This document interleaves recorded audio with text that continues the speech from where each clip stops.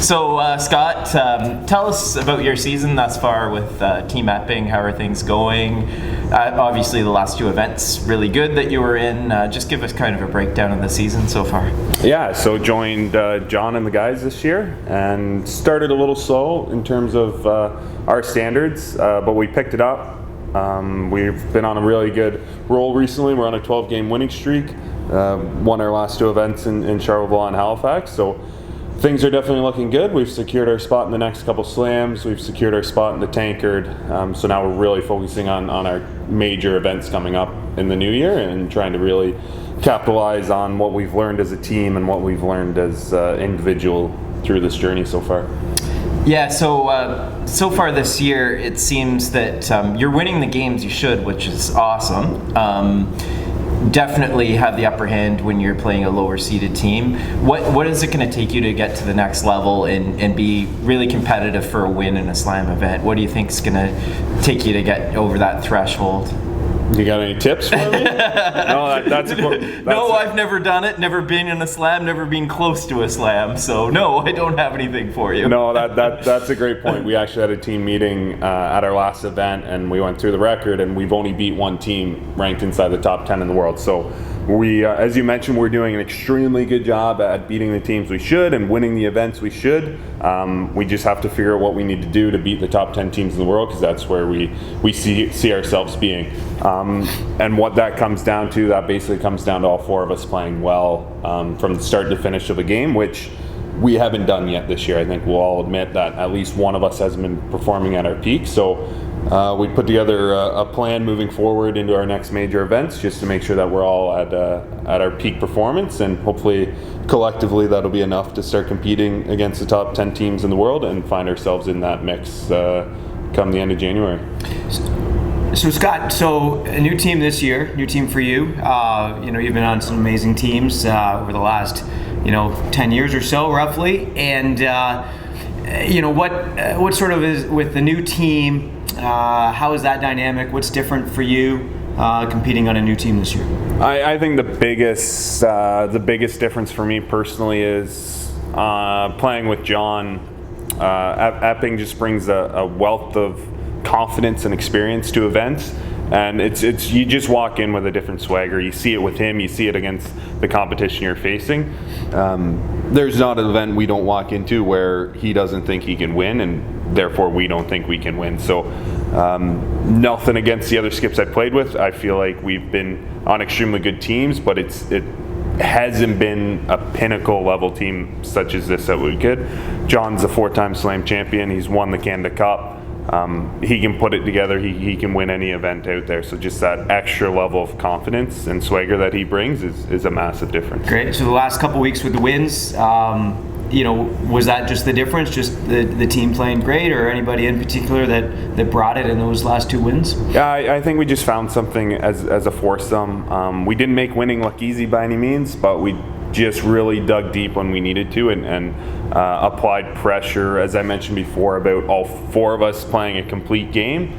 We haven't done that yet, but we definitely had sections of games where we all brought a complete game, and luckily that made a difference. We stringed together 4, 5, 6 perfect ends, and we were picking up the win. So now we just got to figure out how to stretch that to 8 ends in a row. So curling sort of teams shift based on the Olympic quadrennial.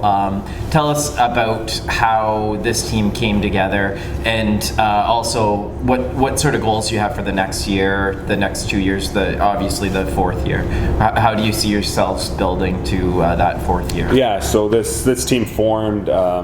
John and Matt have played together for 7-8 years now and are an extremely strong back end.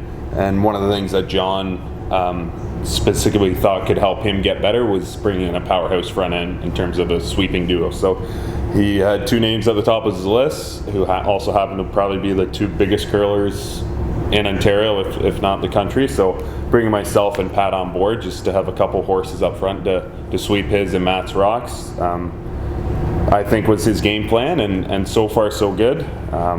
I think me and Patty can go against anyone in the world in terms of sweeping right now. So I think that was a big thing for him. And then in terms of team goals, This year, it's pretty simple. We've got a Brier in Ontario, and we'd love to be Team Ontario at a hometown or at a home province Brier, and we got a World Championships also in Ontario, and to wear the maple leaf on your back. For me, 2 hours down the road. For Matt, 45 minutes down the road. That would be a pretty special feeling. But this team was really put together with a 4-year plan, and our 4-year plans to get to Italy in 2026 and recapture that gold medal that Canada's missed the last couple times. That's awesome.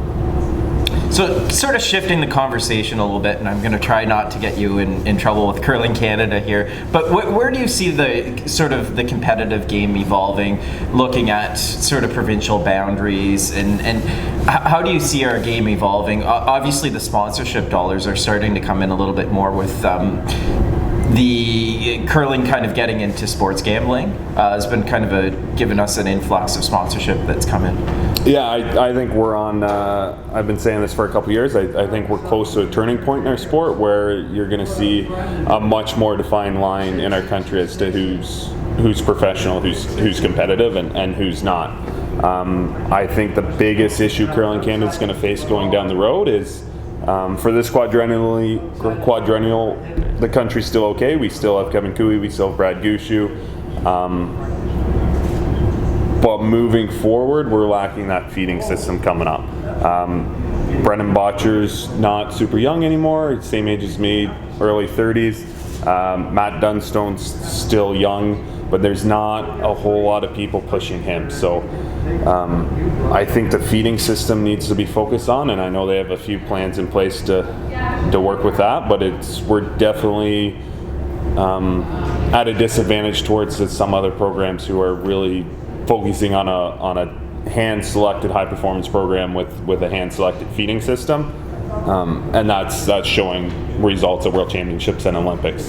Canada's still lucky enough, still have the largest curling base in the world, so strength by numbers, we're going to produce good curlers, but with the level that the sport's getting to, just how long that system can survive is I think we're seeing that it's running out of its life.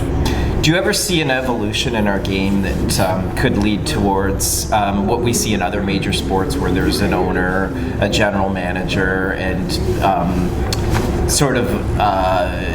you're not Team Epping anymore, you're representing a sponsorship, or you're the Lions or something like that?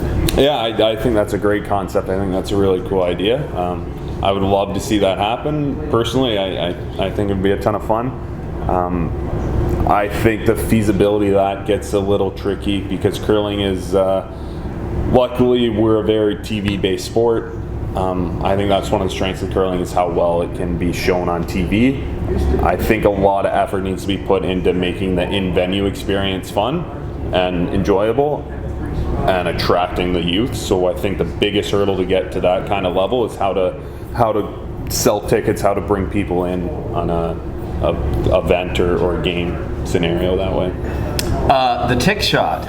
We've got rules coming in against that as a lead. Obviously, this affects you a lot. Just tell us how you feel about the new tick shot rule that's evolving. Well, I guess I kind of pioneered a bit for it on the men's side and won quite a few games playing the tick shot. It's all right. We got a couple things up our sleeves. I'm going to be a lead making a lot of center line run backs fairly soon. So as the sport changes, as rules change, as your position changes, you just got to continue to grow and adapt and start practicing the next thing that's going to give you an advantage. Scott, talking about rules, there's I believe it was a slam not that too long ago, and one of the teams was playing, and they had a 3-person team going, and they threw out of order. And anyways, in curling rules, they were able to just basically fix that at the end of the end. And I thought to myself, sometimes we touch a rock, we burn it in the last millimeter, and the rock's removed. I wonder if could that be an advantage for a 3-person team to throw out of order to create an option for somebody to throw the last shot? Should that rule be changed? Possibly. I think there's a lot of rules like that need to be addressed in curling. Burning a rock is along the same line. So Team Epping's rule is we burn a rock, we take it off. It doesn't matter if we burn it right at the hog line or an inch before it stops. If we hit that rock, we take it off, but we're going to do the same to you. Right. So you take a rock off, and do you think in that situation Perhaps the rock that had just been thrown should have been removed, or how do you think that should be handled?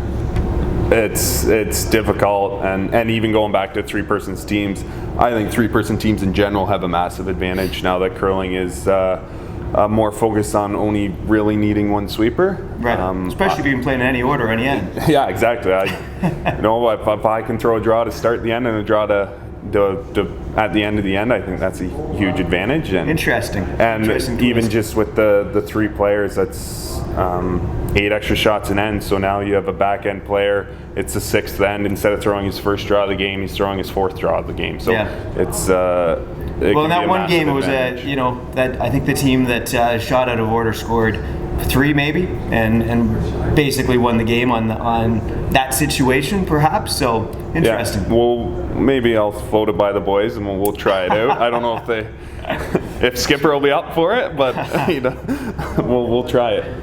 I've noticed the streaming is ample this year, and there's a lot of more exposure through YouTube streaming of a lot of the events. Just tell me about how that benefits you guys through sponsorship exposure, and how all the eyes on you it can actually help these teams moving into the future. Yeah, so it's huge. So right now there's lots of opportunities. So. Hopefully we're playing a TV game that's aired on TSN or Sportsnet, but if we're not, Curling Stadium through Curling Zone is making a great broadcast. Curling Live is also doing a great broadcast depending on which events. And the streaming numbers are great. We're picking up at least 5,000 people watching our games, which is awesome for us, and it's awesome for the younger teams that we're playing along the way. We've had a few reactions coming off the ice. We had an 8 a.m. Halifax game. We came off the ice, and they were pumped because 5,000 people just watched that game. For us, it means a lot to our sponsors. They're in this for exposure. They're in this for viewership and viewer numbers. And then those streaming platforms are also awesome because Curling Live is partnered with Sportsnet, so those feeds are now on Sportsnet now. And Curling Stadium is partnered with CBC, so those feeds are on CBC Gem, which just opens up a whole new audience to our sport, and hopefully the numbers keep growing. I think the streaming's an awesome avenue to broadcast our sport to a wider demographic. Yeah, so you're running a curling clinic here at Cataraqui for youth. How do we take those streaming numbers? There seems to be lots of curling fans that enjoy watching curling. How do we convert them to actually be curlers? Obviously, clinic like you're running are great things. I think it's just a numbers game. You got to get the people in the door. Unfortunately, I think curling clubs have had a club tied to them and kind of a barrier that way. The more people we can get into our curling facilities locally and across the province and country, the more people that come out on the ice and see how much fun they can have it, and see more people with the same age demographic as themselves. I think the more people that'll pick it up. But at the end of the day, you just have to provide the opportunities for people to get exposed to the sport, and hopefully a couple of those people decide to take it up for a few years. Yeah, thanks for doing them with us today. That was a great chat. Nice. As always, love spending time with you. And good luck with the rest of the season. Hope to see you on the big stage there this year. Thanks. I'm sure we'll have another conversation at some point. Perfect. And we do hope that the Napanee Swing and Sweep got you some ranking points to get to 13th in the world. So we hope that contributed to the success this year. Yeah, I've been trying to figure out how longest drive and close to the pin kind of gets me extra points. But It does. Good luck the rest of the year.